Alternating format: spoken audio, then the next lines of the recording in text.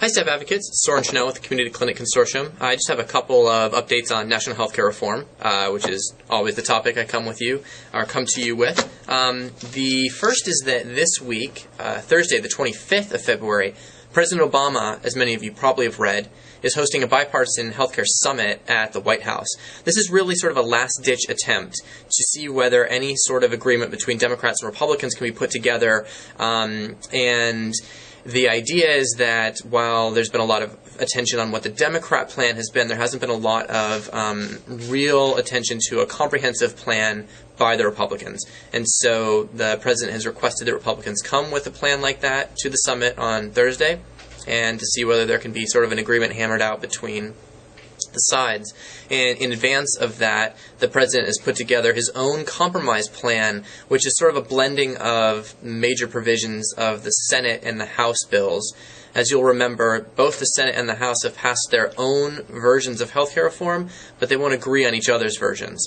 So until they do that, nothing can get to the president. So the president's trying to take more of a leadership position here, take some of the best ideas from both bills, put them into one proposal, and then hopefully have Congress pass those to him. Again, if there's no real movement that comes out of this bipartisan forum, no real Republican additions to the plan, then the idea would be that the Obama compromise would need to be done in a way that can be rammed through the legislative process with only 50 votes in the Senate and not the 60 votes that the other bills needed.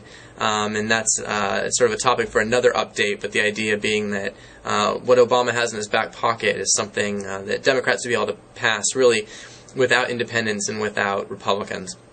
So the second news update is that many of your CEOs will be going up to Washington, D.C. this week. I'll be accompanying them on visits that they make to Capitol Hill in Washington, D.C. So Cheryl Johnson, Jane Garcia, and Mike Kirkpatrick are all going up.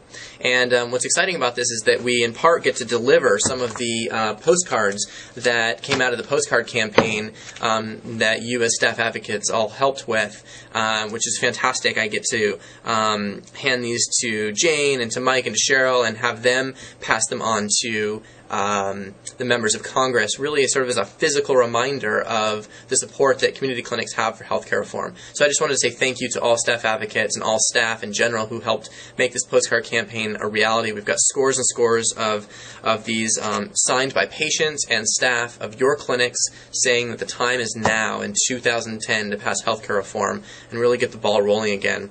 There were some of you who wanted to be part of the postcard campaign, and I wasn't able to make it out to your clinic sites, and I really apologize about that. I just couldn't get my act together to get out to every site. There will be plenty of advocacy opportunities coming up, though, so don't give up hope. I'm sure that I will be out asking for your support on things like this, possibly around the state budget, possibly around local county budgets, and possibly around national healthcare reform. So anyway, as always, stay tuned, and if you have any questions, please hit me back by email or phone. And yeah, hope all is well.